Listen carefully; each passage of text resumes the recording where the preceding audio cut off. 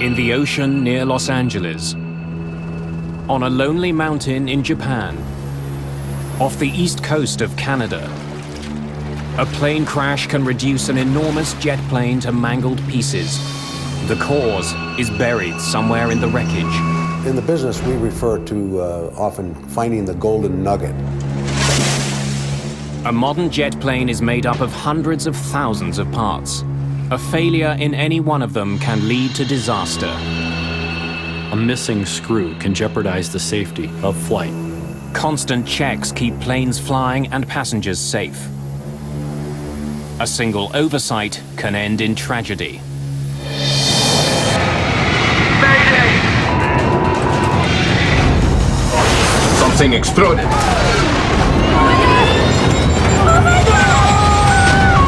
Help me, hold it, help me, hold it!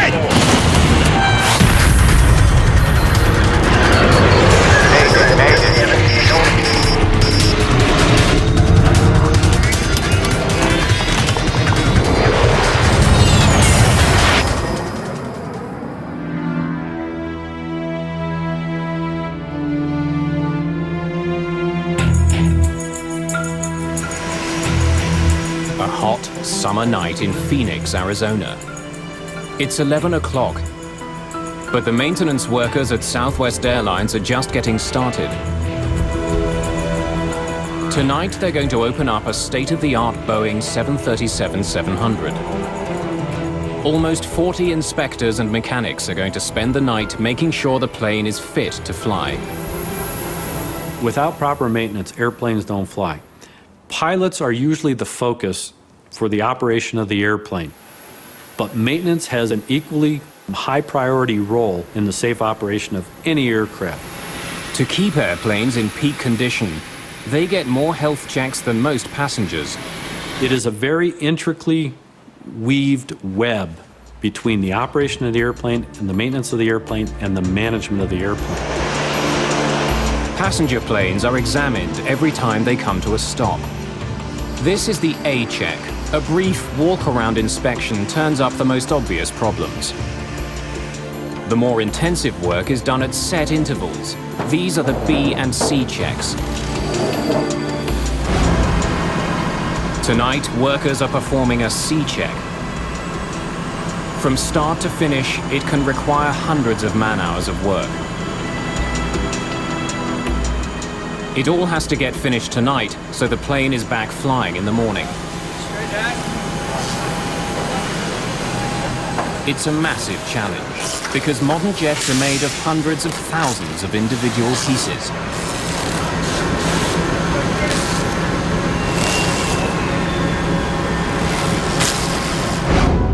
In 1903, when the Wright brothers took their historic first flight near Kitty Hawk, North Carolina, their plane had some 1,500 parts. A 737 has more than 360,000. You have to ensure that every one of those components is doing its respective job. It doesn't matter how big the part is, a missing screw can jeopardize the safety of flight.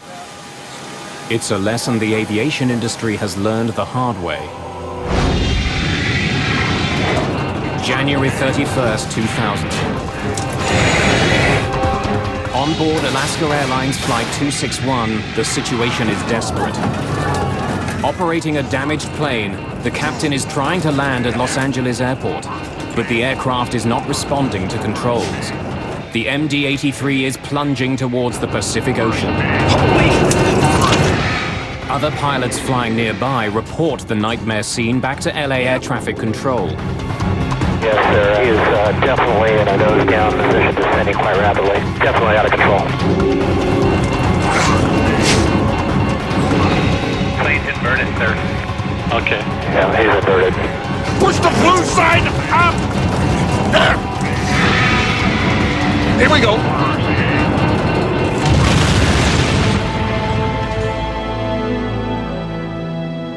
And he's just hit the water.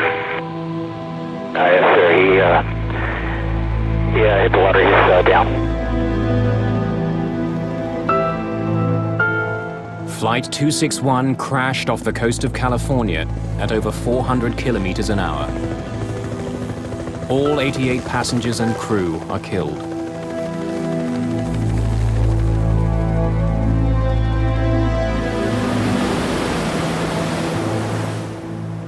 Investigators from the National Transportation Safety Board begin their work quickly.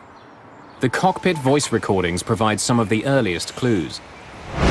We have a jam stabilizer, and we're maintaining altitude with difficulty. We immediately suspected some problem in the tail of the airplane, which is where the controls are. Something was wrong back there. Investigators examined the MD-83's horizontal stabilizer. The stabilizer controls the plane's pitch, its ability to tilt up and down. As the stabilizer moves up, the plane's nose tilts down. As the stabilizer moves down, the nose moves up. In the MD-83, a motorized jack screw on the tail moves the stabilizer up and down. When investigators recover the tail from the crash site, they make a puzzling discovery. The jack screw wasn't mated with the nut that it screws into. It was just by itself. And the nut was found in another piece of structure a few feet away from where the jack screw was. To have a screw separate itself from a nut with very thick threads surprised us. Without the jack screw, the stabilizer was beyond control. Without the stabilizer, the plane was doomed. The investigators very quickly figured out how the accident happened. Now they want to know why. The answer is tragically simple. There was no lubrication or visible grease on the working area of the screw. That was surprising and strange. The Federal Aviation Administration orders an immediate check on all MD-80s in the USA. At Alaska Airlines, the jack screws on 6 of its fleet of 34 MD-80s fail inspection. Investigators discover even more alarming evidence as they go through the carrier's maintenance records. Mechanics at Alaska Airlines report that they are under tremendous pressure to cut corners to keep the planes flying. We interviewed all the mechanics who had worked on these airplanes. We knew that they had been falsifying records or not doing the work they had indicated. To survive an economic recession in the 1990s, Alaska Airlines slashed their maintenance regime. With air carriers, especially those that may be economically strapped, they're going to stretch inspection cycles to the maximum. The FARs, the Federal Aviation Regulations, set a minimum level of safety. Now, if you're going to operate on a shoestring, you're only going to meet that minimum level of safety. If I'm a good carrier, or I want to be a good carrier, and I want to show that we're going to operate at the highest levels of safety, I'm going to typically exceed the minimums. It's going to cost more, but I'm going to exceed it. A lot of companies that say, wait, the regulations only say I only have to go to here, that's what I'm going to do. Jack screws in the company's fleet had been inspected every 500 to 700 flight hours. But in 1996, to cut costs, Alaska Airlines began checking the jack screws every 2,500 hours. At the same time, they doubled the average daily use of their fleet. If you had 600 hours between inspection points and greasing points, we have no chance of ever having a metal-to-metal contact situation. But if you put that out to 2,000 hours or 2,500 hours, now what you do is eat into some of these protective stages, these barriers that we have towards catastrophic failure. Proper maintenance becomes even more critical when there's no backup to a component. On the MD-83, there was no alternative if the jack screw failed. So proper maintenance was a matter of life and death. But in the aviation industry, it's also a matter of dollars and cents. There's a lot of pressure in the airline industry when you look at it, whether you're hauling boxes or hauling people. The fact of the matter is that competition is stiff. And how do you get the competitive advantage against the next guy? How am I going to get more for less? And a lot of times it's labor, the other times it's maintenance. If I can stretch the inspection to 500 hours instead of 400 hours, that saves me a lot of money. To stay afloat financially, Alaska Airlines put countless lives at risk. But disaster can erupt even when an airline doesn't cut back on its maintenance regime. Gonna hit the mountain! Fire! Flying!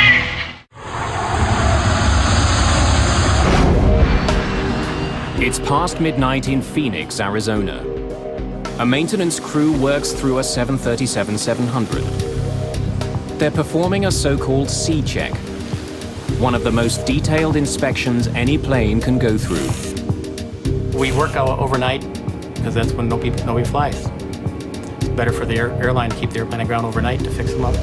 Tonight, 339 individual inspections are set to be made. Each one of these is tracked by computer. Anything that comes up yellow is an unscheduled procedure, a problem that's just been spotted. Unscheduled maintenance are those kinds of things typically that people will experience with their car where they're driving down the highway and all of a sudden the air conditioner doesn't work. Well, the same with an airplane. Tonight, the inspectors discover a tire on one of the main landing gears is worn out. They add it to the list of unscheduled maintenance items. It has to be replaced before the plane goes back into service. Obviously, the stakes are extremely high. Every night we come to work and try to do our best job possible. Make sure everything's in working order so people get to where they need to go. But sometimes, despite all the maintenance, the worst-case scenario comes true. A simple repair can unexpectedly lead to disaster. August the 13th, 1985, Mount Osutaka, Japan. This is the wreckage from the deadliest single-plane disaster in aviation history. JAL Flight 123 crashed the night before, killing 520 passengers and crew. Only 4 people survived. Because the 747 jet was built in the United States, the National Transportation Safety Board joins the investigation. When I arrived in Tokyo, the atmosphere in Japan was extremely stressful. The news media were everywhere. There was a tremendous amount of anger. Soon after the crash, experts get a helping hand from an amateur photographer. He managed to take a picture of the 747 minutes before it crashed. The picture reveals that JAL Flight 123 was flying without its massive tail fin. The tail fin houses critical control surfaces, like the rudder, as well as tubes that carry the hydraulic fluids. What force could be strong enough to tear off the tail fin? That would explain everything why I didn't. Digging through the 747's maintenance history, investigators discover that 7 years earlier, the jet had landed with its nose too high. The tail hit the ground and scraped along the runway.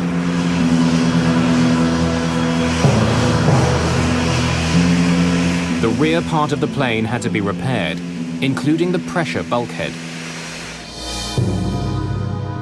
Japan Airlines called in Boeing technicians to help repair the cracked bulkhead.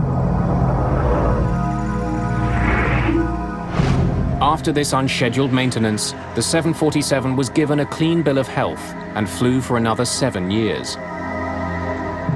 But this bulkhead becomes a prime suspect for the investigators.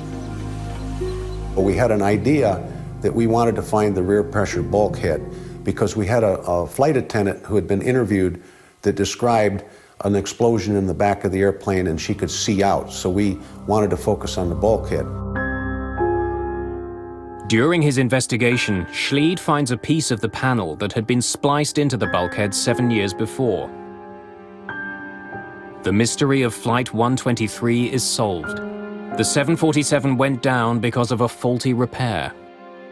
The repair had in fact not been done correctly. There was only one row of rivets holding that joint together, where there should have been 2 rows of rivets holding the joint together. With only one row of rivets straining to hold the repaired panel in place, this was a disaster waiting to happen. especially because this was such a busy jet. This particular airplane was used in Japan on a domestic operation, so it made multiple takeoffs and landings on domestic operations, unlike most 747s that make long-range hauls. So this was considered a high-cycle airplane. Investigators calculate that with the repair job, the bulkhead would survive approximately 10,000 flights or cycles. But on the day of the crash, the 747 had already racked up over 12,000 cycles. On 747 jets, the cabin is pressurized, but not the tail. During flight, the pressurized cabin air presses against the repaired bulkhead. After some 12,000 cycles, this pressure stretched the faulty repair to breaking point. The highly pressurized air blasted into the hollow tail fin and blew it off. Flip up! Flip up! Losing part of the tail crippled the plane's hydraulic systems. The Boeing 747 had 4 independent hydraulic systems to power its systems, so it had quadruple redundancy. Unfortunately, these 4 lines came together on the lower part of the spar, and when it separated, it sheared those 4 lines.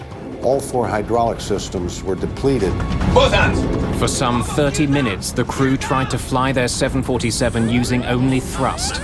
This is like trying to drive a car using only the accelerator. No steering wheel, no brakes. Raise the nose! Despite their heroic efforts, it was a losing battle. Raise the nose!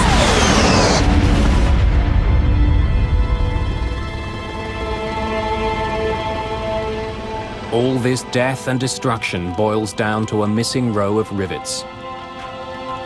Why had the growing metal fatigue in the bulkhead remained undetected through 7 years of scheduled maintenance and inspections? The primary inspection method for the bulkhead area and the seams was a visual inspection. And at heavy maintenance periods, when they would take the insulation out off the walls and everything and off the bulkhead, they would do a detailed visual inspection. And during subsequent maintenance checks, the faulty repair was never found.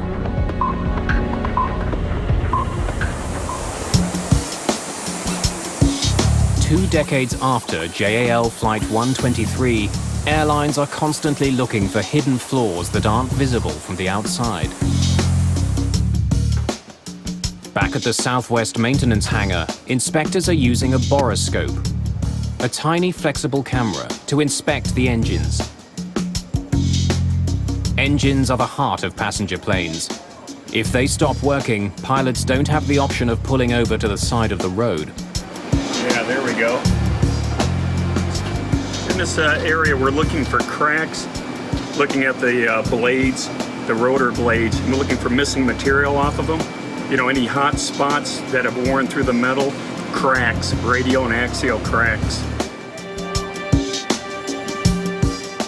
Any kind of crack or trace of metal fatigue in any of the fan blades could spell disaster.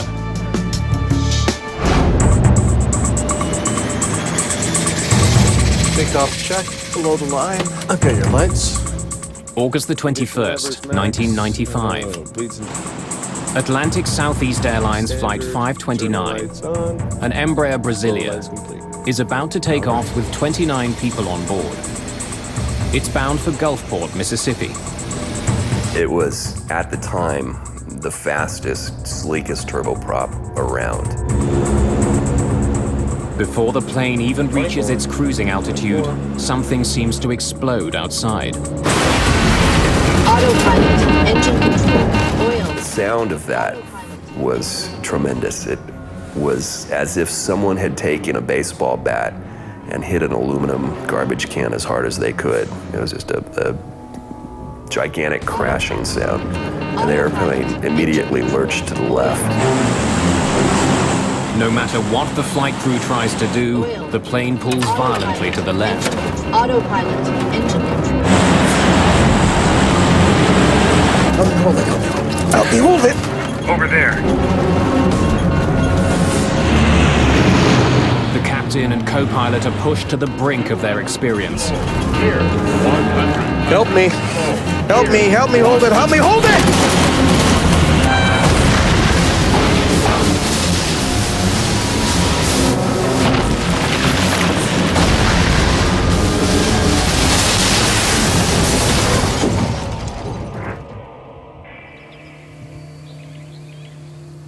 Atlantic Southeast Flight 529 crashes near the small farming community of Carrollton, Georgia.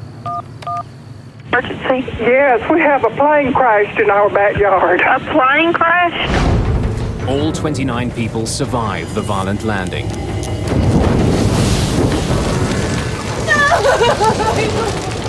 But 10 passengers eventually die from their injuries.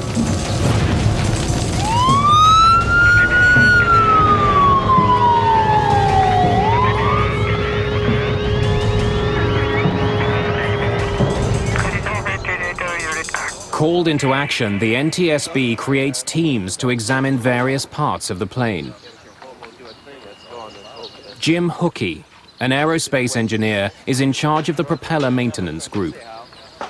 We came along a lot of pieces of the wing, came along the propeller assembly that was missing one part of the blade. The blade broke in a very specific fashion, leaving behind all the telltale signs of a fatigue fracture. A fatigue fracture tends to be a very flat fracture. Also has what we call beach marks radiating out from the origin. So you see these radiating concentric rings coming from the origin of the crack. Hookey had good reason to focus on the broken propeller blade. 17 months before ASA 529, identical propeller blades broke on separate flights over Canada and Brazil.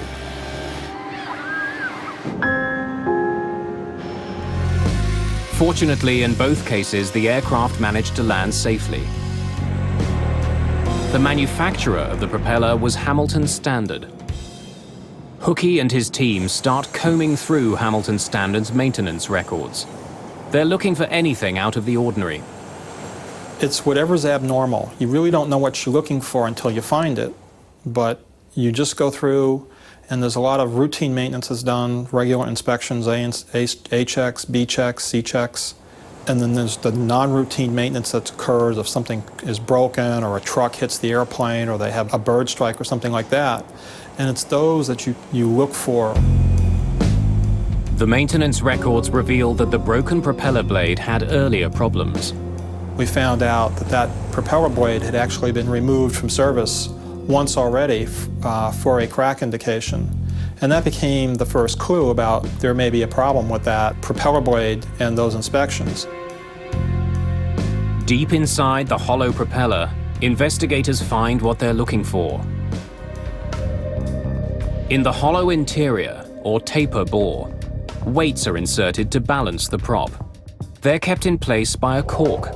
This simple cork was the trigger in a deadly chain of events. About 95% of the cork that's produced in the world is used by the medical industry.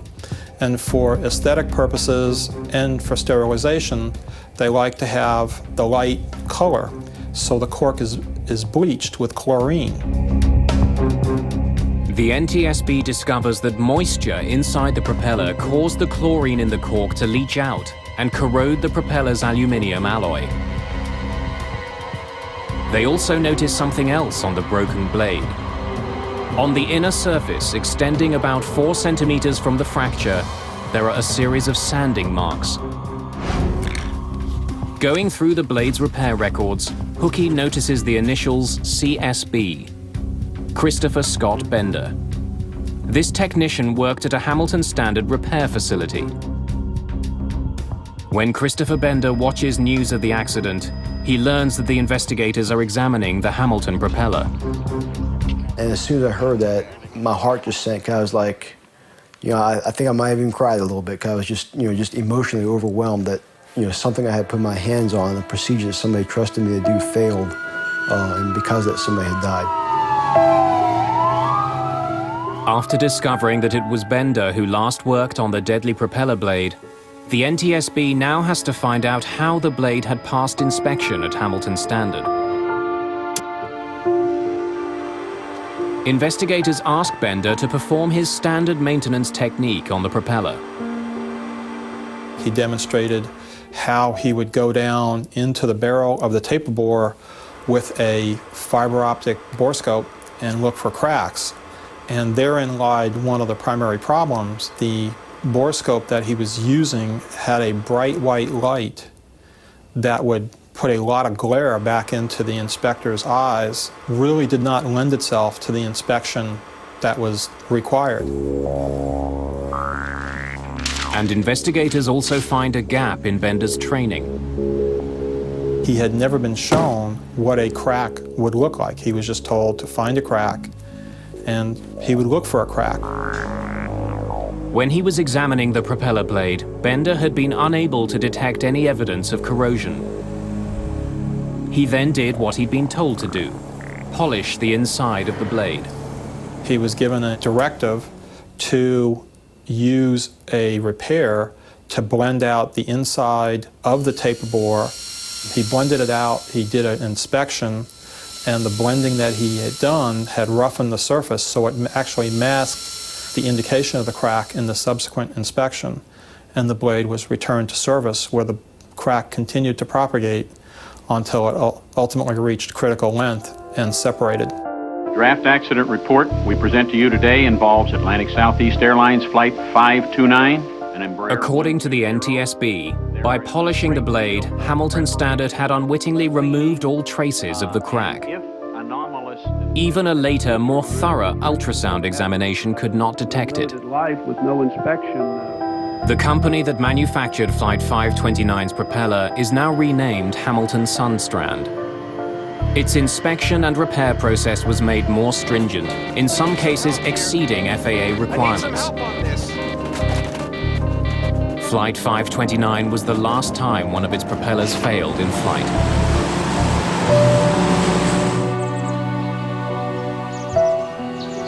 You know, I wish this had never happened. I wish I could go back in time and fix it and take care of it, that it didn't happen. Out of the thousands of parts on board an Embraer Brasilia, a simple small cork was the key to a horrific accident.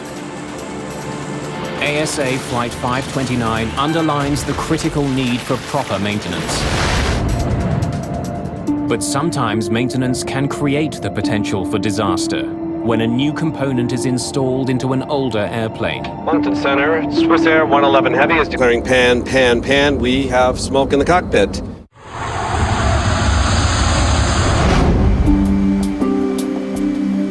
It's early morning in Phoenix, Arizona. Southwest Airlines engineers are continuing their scheduled maintenance of a 737. Southwest is unique among larger airlines. It flies just one kind of plane, the 737. Tonight, engineers are working on a 700 model, one of the newest 737s. But the company's very first 300 model, bought in the mid-1980s, is still flying. You can still operate an old airplane as long as you have inspection protocols. When you look at some of the cargo carriers, they're operating airplanes that are 30 and 40 and even 50 years old. They're still reliable airplanes. They've been maintained, they've been retrofitted with modern day equipment. Updating older planes is a standard part of maintenance. But sometimes installing a new component in an older plane can lead to tragedy. Inside this makeshift lab are the shattered remains of Swissair Flight 111. On September the 2nd, 1998, the passenger jet crashed off the coast of Nova Scotia, Canada, killing everyone on board. Recovered from the seabed, the debris is overwhelming. There is almost 250 kilometers of wiring alone. In Swissair, we've had about 2 million pieces of airplane, and we pretty much almost had to look at them all. In the business, we refer to often finding the golden nugget. That's saying, aha, there's the cause of the accident. Somewhere in this wreckage, investigators hope to find that golden nugget. The one piece that will reveal the reason why Swissair 111 crashed into the Atlantic Ocean.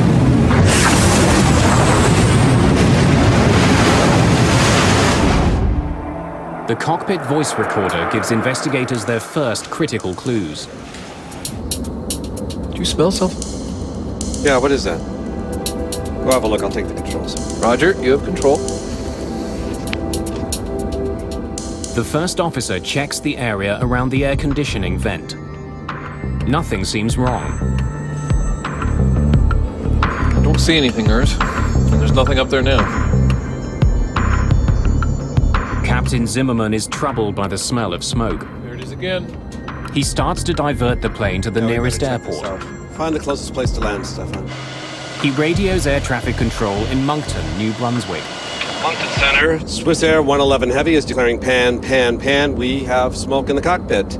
Pan is an international term used to notify air traffic control of an urgent situation. 30 miles to fly to the threshold. It's one step below declaring Mayday.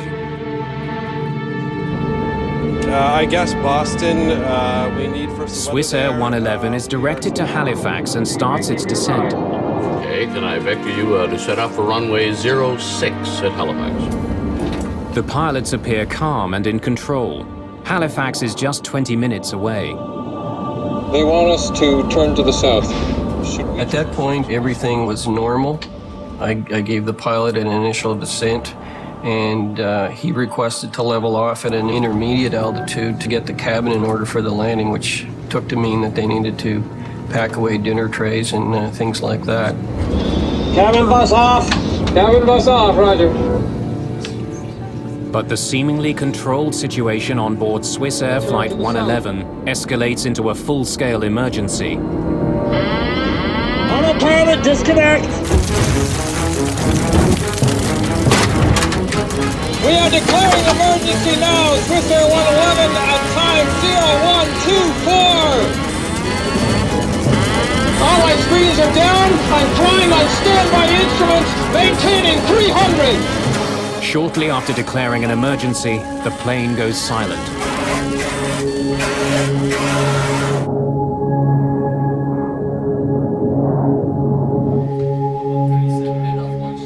It was probably one of the most helpless feelings that any individual can have, not being able to do anything but just sit and watch the target and hope that it would turn back toward the airport. And of course it didn't.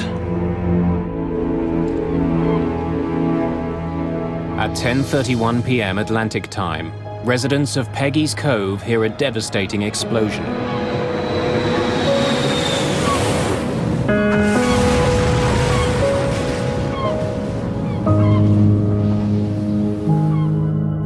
From the cockpit voice recorder, investigators know they're dealing with a fire and not a plane that was malfunctioning. We found no anomalies or no problems in any of that flight data that suggested there was a problem with the aircraft. Investigators work their way through the hangar of wreckage recovered from the Atlantic Ocean.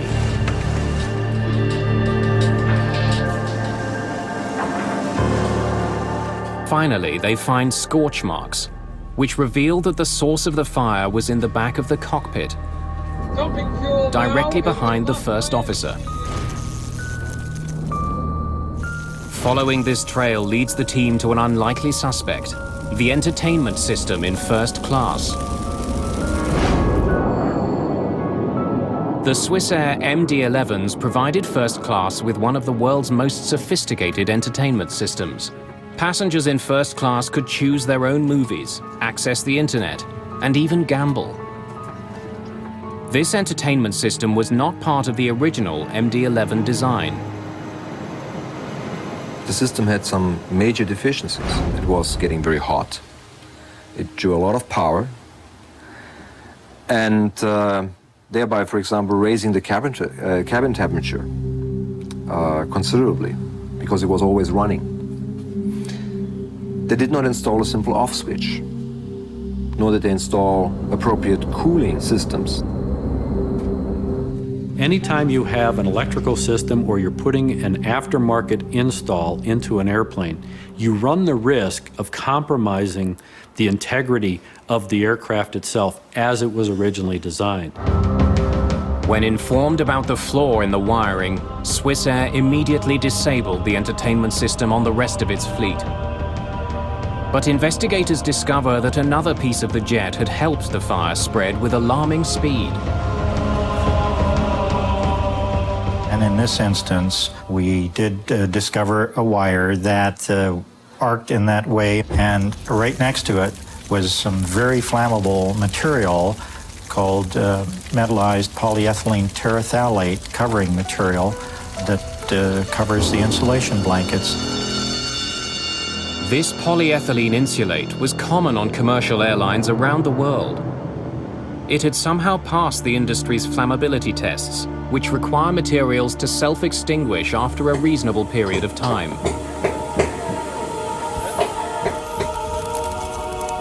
This thermoacoustical material that was in this aircraft was very flammable, even though it passed a test. It does sustain and it does propagate flame.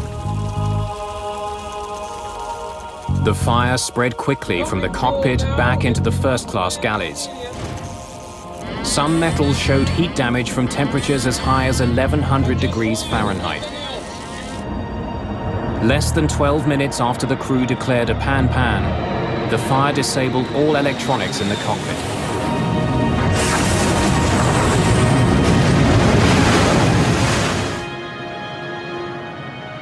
In the aftermath, Swissair removed the flammable insulate from its entire MD-11 fleet. The rest of the industry was required to follow suit. In Phoenix, Arizona, flight engineers continue their C-check on the 737. It includes testing the plane's rudder. The rudder is one of the jet's most vital control surfaces. It allows a plane to turn left and right. Okay, CBS, rudder should turn. All right, go ahead. There you go. A problem here could have terrifying consequences. You're clear on the left. In fact, despite years of proper maintenance, a problem with a tiny component with the 737 rudder killed more than 100 people. Not even the most diligent maintenance workers could have spotted it. March the 3rd, 1991. United Flight 585 begins its final approach into Colorado Springs. Another 10-out gain. 30 flaps.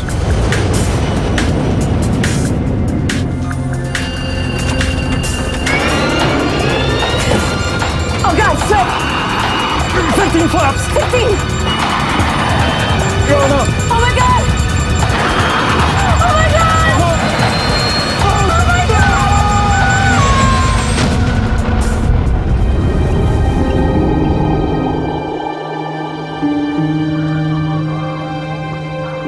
All 20 passengers and 5 crew are killed.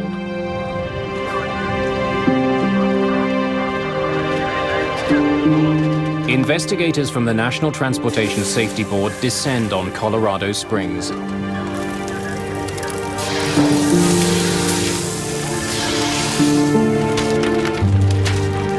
My first sense that it was going to take some time and to investigate the accident was the damage that we saw in the parts. An aerospace engineer by training, Greg Phillips is in charge of investigating United 585's flight control systems. We focused in after eliminating other flight control surfaces that we thought could contribute to the role. We started looking at the rudder. But investigators face a critical obstacle. Most of the plane's parts are too crushed or burned for testing. Luckily, one vital component is still reasonably intact. This is the Power Control Unit, or PCU. Used constantly during flight, especially during landings, the PCU performs like a car's power steering. When the pilot pushes on a rudder pedal, the PCU uses hydraulic fluid to convert the gentle movements of a pilot's foot into the pressure needed to move the 737's enormous rudder. The heart of the PCU is the dual servo valve. This valve is roughly the size of a soda can. It contains 2 extremely thin slides that glide past one another. These slides direct the flow of hydraulic fluid which moves the rudder. When a technician opens up the power control unit, it seems to be in working order. We didn't have any absolute indication or information that we could point to that said the rudder power control unit, the servo valve, or any part of that flight control system caused that accident. It's a pass. For only the fourth time in its history, the NTSB releases a report that does not reach a conclusion. We had put a lot of time and effort into the investigation, and we just weren't sure what had happened. Less than 2 years later, Greg Phillips and the NTSB would be brought back to the mysterious disaster through the crash of another 737. Hold on, hold on. Hold on. Shoot! What the hell is this? Oh God, no!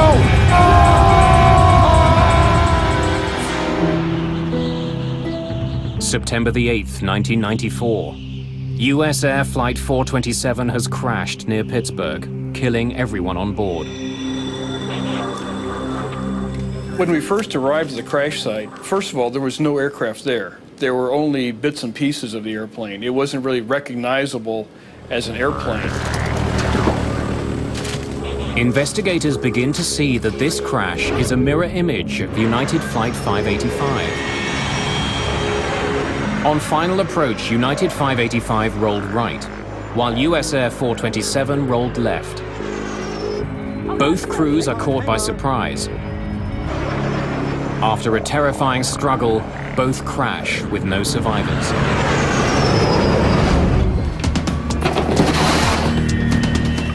Once again, investigators test the dual servo valve, but they come up empty-handed.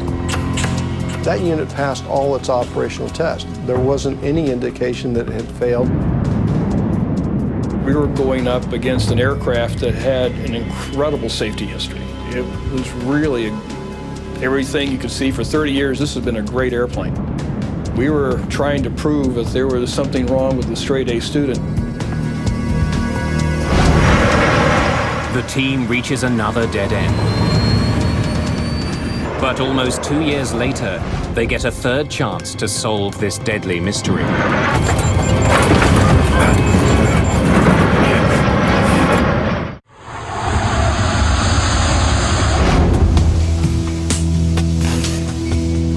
In Phoenix, Arizona, a long night of maintenance is winding down. Over 30 mechanics and some half a dozen inspectors have combed through a Southwest Airlines 737. The team has made more than 400 separate checks. Parts have been replaced. Southwest 737 N427WN is almost ready to fly again. Hopefully it'll push back out of the hangar. We'll do some leak checks, make sure everything's working, nothing's leaking. Then it'll go to the gate for departure time. But it's a truth in maintenance that engineers can only fix what they know is broken. For several years, every 737 that flew had a hidden danger that not even the most careful technician could have spotted. In the early 1990s, two 737s crashed in mysterious accidents. In both cases, the jets spiraled out of control.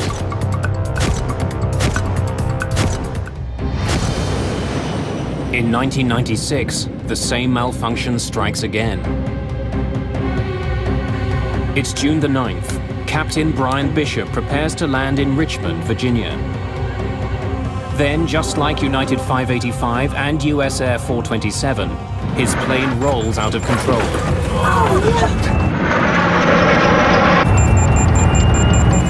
I turned the yoke the opposite direction and stood on the opposite rudder pedal. The pedal didn't move for me.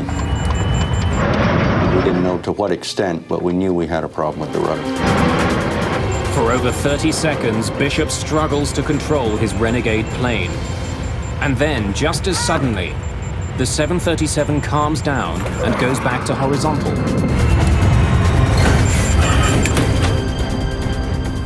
We had started the checklist. Almost before I could finish the sentence, all of a sudden there was just a wham. The 737 is once again out of control.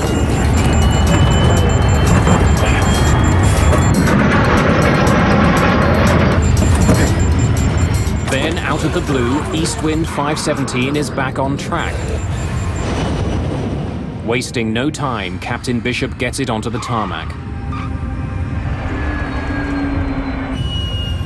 Taxiing in is when I realized my legs were shaking. We launched to the scene. The airplane literally didn't move, stayed at its location in the airport until we got down there. Suddenly they had a 737 that had had a rudder incident that was intact, and they had a pilot who was alive and who could talk about it. I think they were much happier to have the airplane than me. Investigators zero in on the 737's rudder controls. The power control unit is tested again and again, but it performs perfectly. Refusing to give up, investigator Tom Houter decides to try a different test. One fellow mentioned a test they had done in the military of a thermal shock. The power control unit is soaked in dry ice and blasted with nitrogen gas at -40 degrees Celsius.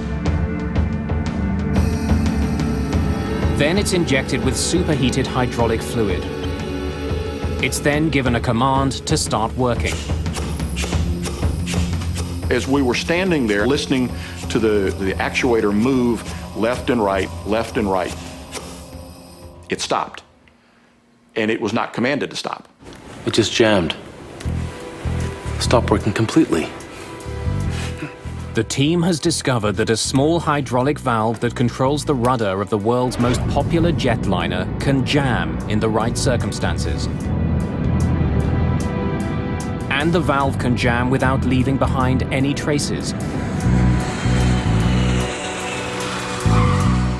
When investigators double-check their results, they discover another major flaw.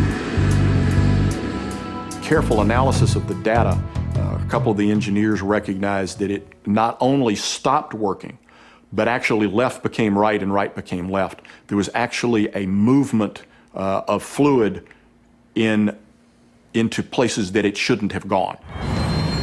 And the reversal is like driving your car. You turn to the right, it goes left. You're not going to figure out this failure mode until you go off the road. And in these cases, that's the pilots were faced with something so unusual that they didn't understand what was happening. What the hell is this? That would explain why the first officer, Chuck Emmett, would keep his foot on the rudder pedal, because he's thinking, why isn't the plane going right? And he's feeling the plane go to the left. In the aftermath of these disasters, pilots received better training on how to deal with sudden rudder problems. Boeing spent hundreds of millions of dollars redesigning and replacing the rudder's dual servo valve on thousands of 737s around the world. One thing we don't like at the safety board is to have an undetermined accident, because then we can't make a change to improve safety. So out of USAir 427, United 585, we have a much safer 737 fleet. It's 7 a.m. After an 8-hour shift, the maintenance is finished on this Southwest Airlines 737. According to their maintenance reports, the team has conducted 78 unscheduled procedures and 339 scheduled inspections. I think each one of us out here has a sense of pride in themselves that we do the best job that we possibly can day in, day out. Obviously, the stakes are high. Every life is important. Despite the horror of airplane disasters, they're still extremely rare, especially given how often passenger planes take off and land. Sometimes we obscure the fact that we fly millions and millions and millions of people day in and day out without putting a scratch on even the airplane, let alone the people. This is the most amazing system. This system depends on the dedicated team of professionals committed to taking care of these 21st century masterpieces.